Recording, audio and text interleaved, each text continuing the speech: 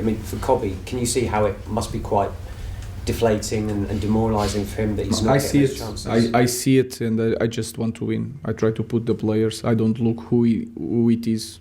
I don't care about that. I just trying to put the best players on the pitch. You have Ugarte that played 2 games. One of them, Casa, was out. Bruno is always fit. He's the guy that is doing his position, so maybe it has to do with that. Do you think AFCON could be the opportunity for Kobbie where I don't know, guys. I don't know. It's the same question. I don't know. I don't know what is going to happen. It depends. I see in the training. I see is the best thing for the team. I will put it. That is the only way I know how to respond to that. Manchester United fans, we need to have a real conversation today. Because everywhere I look, I keep seeing one thing: Mainoo should start, Mainoo must play. Why is Mainoo on the bench? And honestly, it makes me wonder, in this current Manchester United midfield, who exactly is Kobbie Mainoo supposed to bench? Let's put emotions aside for a second and speak the truth as football lovers, as Manchester United supporters, as people who want this team to succeed. Kobbie Mainoo is not a bad player. He hasn't lost form, he hasn't done anything wrong. The problem is simple: he doesn't fit this system, and right now, he doesn't fit into Amorim's plans. Everybody is shouting, play Mainoo, bring him back into the starting 11. But now let's face the real question: should he bench Bruno Fernandes, or should he bench Casemiro?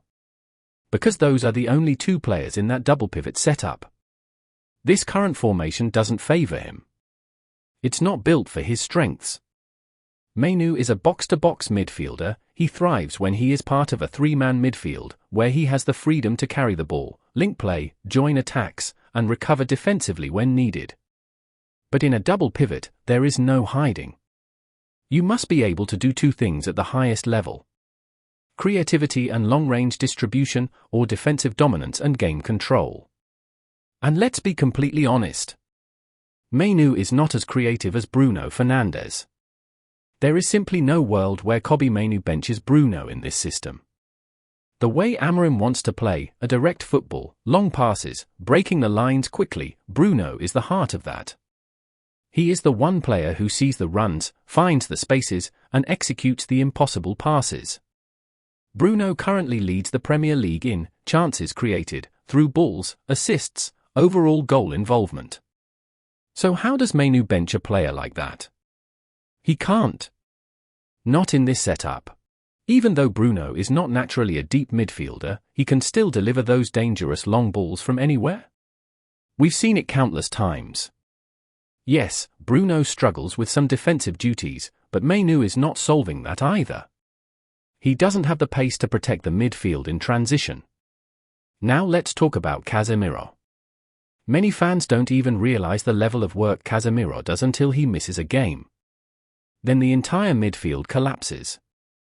Casemiro holds the structure, reads danger, wins duels, guides the fullbacks, and supports the centre-backs. That defensive intelligence and experience cannot be replaced easily. Mainoo will struggle in that role, not because he isn't talented, but because the job demands more defensive duties, more physical duties, positioning and awareness. It's not about form, it's about profile. So when we remove emotions and focus on reality, the truth is simple. Mainoo cannot do Bruno's creative job, and he cannot do Casemiro's defensive job. It's as clear as daylight. The only environment where Mainoo truly shines is a midfield 3, where he can be the connector, the carrier, the energetic box-to-box engine. Mainoo is a brilliant player. He just doesn't fit into this 2-man midfield system at the moment, and forcing him into it would be unfair to him and unfair to the team.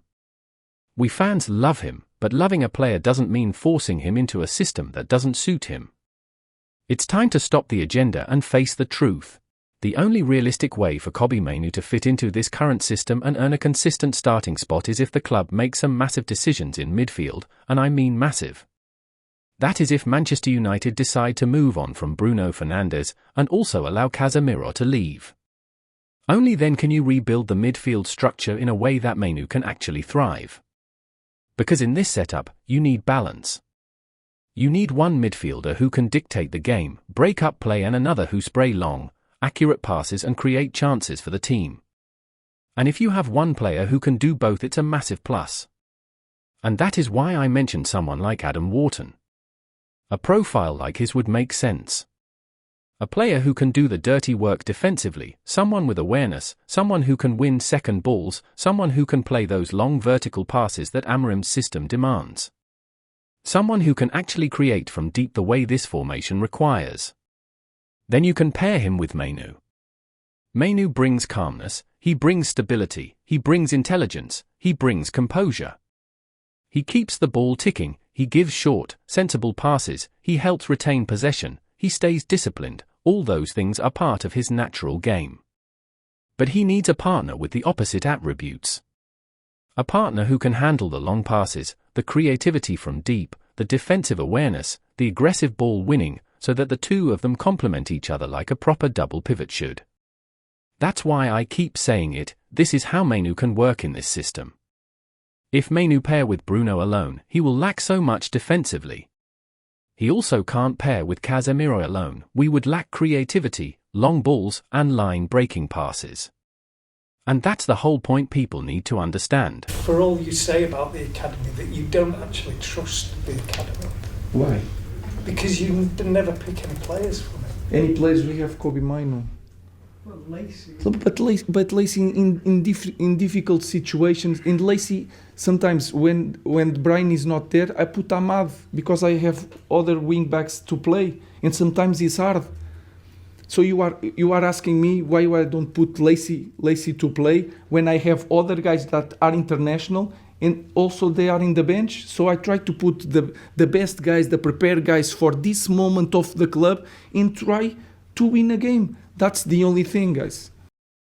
Secondly, I've started noticing something very important about Amorim, and funny enough, he even said it himself. He is picking players who are ready, players who are fully prepared for the intensity, the responsibility, and the pressure of this moment. Just look at what he did with Heaven. That alone tells you his mindset. And this is where many fans are getting it wrong. Everybody is shouting play Lacey, but they're not listening to what Amorim is clearly telling us through his actions.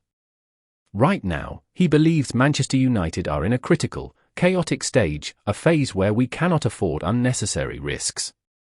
He feels we're still trying to stabilize, still trying to rediscover our identity, still trying to pull ourselves together after months of inconsistency. And because of that, he doesn't want to throw academy players into the deep end when he thinks they're not fully ready. That is simply the truth. Amorim is not willing to take that gamble yet, and honestly, I don't blame him. And I'm not saying he's scared, but let's be realistic. He knows exactly what is at stake. He knows his job is on the line. He knows if results don't come, the pressure will fall on him, not on the academy boys. So he's putting his focus where he thinks it matters most, winning games, fixing the team's structure, building confidence, and moving us out of this messy phase as quickly as possible. That's why he's relying on all ready-made players, players who can immediately perform at Premier League level, players who can help steady the ship right now. And honestly, I am beginning to understand him. Because let's be truthful, if we can't even win back-to-back matches consistently with senior players who are fully developed and Premier League ready, then how are we going to rely on young academy players who are still learning the basics of top-flight football? This is not the period for experiments, and Amorim knows that. Once we get out of this survival stage, once we start winning, once the team settles, once the system becomes smooth and automatic, then you will see more opportunities for the younger talents. As soon as we start winning matches back-to-back, as soon as we get back to the Champions League, as soon as we leave this stage we are in, then many academy players will get opportunities, they will learn and grow. It is about timing, and I am starting to understand that. But for the moment, the priority is simple: win games, get results, fix the team, regain stability. And after that, the young players will naturally come into the picture. We are playing Bournemouth next, and make no mistake, this is a massive game for Manchester United. This is the kind of match that could give us a massive 3 points and pull us straight into the top 5 and give us the momentum and confidence we desperately need.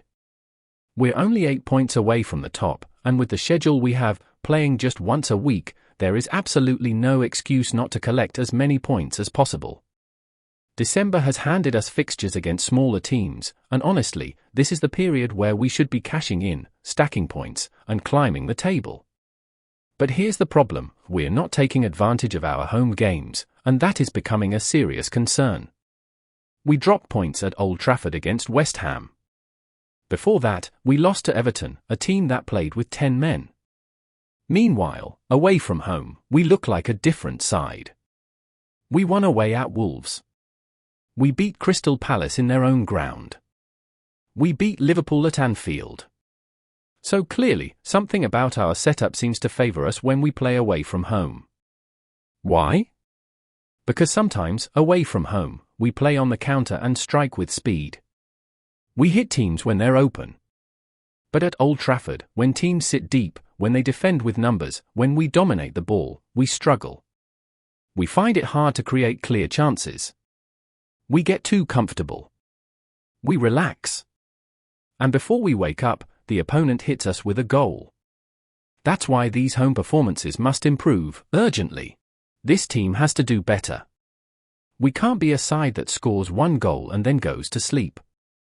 We must be converting one goal into two, two into three, three into four.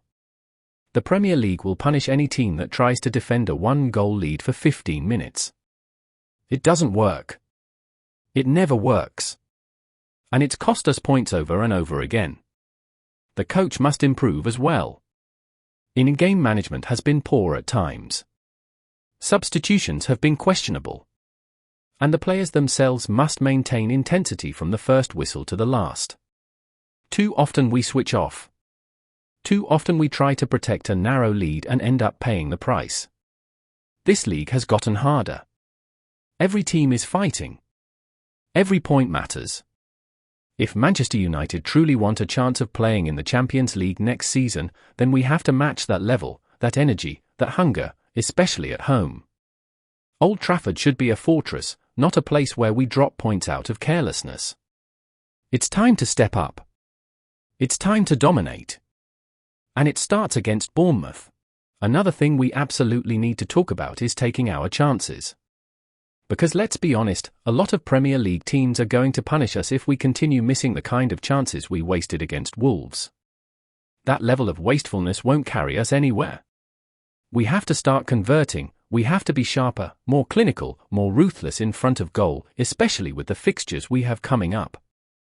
We are facing Bournemouth, Aston Villa, and Newcastle next. These are not teams that will sit back and allow us to play. These are teams that will press us, teams that will create chances of their own, and they will punish us if we don't put away ours. This is the reality of where we are right now. We have to wake up. We have to be better in the final third. Our decision-making in that final third has to improve massively. Cunha and Ahmad, especially, need to release the ball quicker. Too many times they go for glory when there are players in far better positions. And now Mbeumo is slowly joining that list because in the last 3 matches, he simply hasn't been good enough in those decisive moments. We cannot afford that kind of selfishness or hesitation. We have to play like a team, move like a unit, and make the right decisions. Because here's the thing, this setup actually creates a lot of chances. More chances than we've created in past seasons. The system works. The runs, the overlaps, the breakaways, the movement, it's all generating opportunities. But what's the point of creating chances if we don't finish them? Once we start converting consistently, trust me, we will be scoring lots of goals. This team has the potential to be a high-scoring side, but only if we sharpen up in that final third and start putting away the chances we work so hard to create.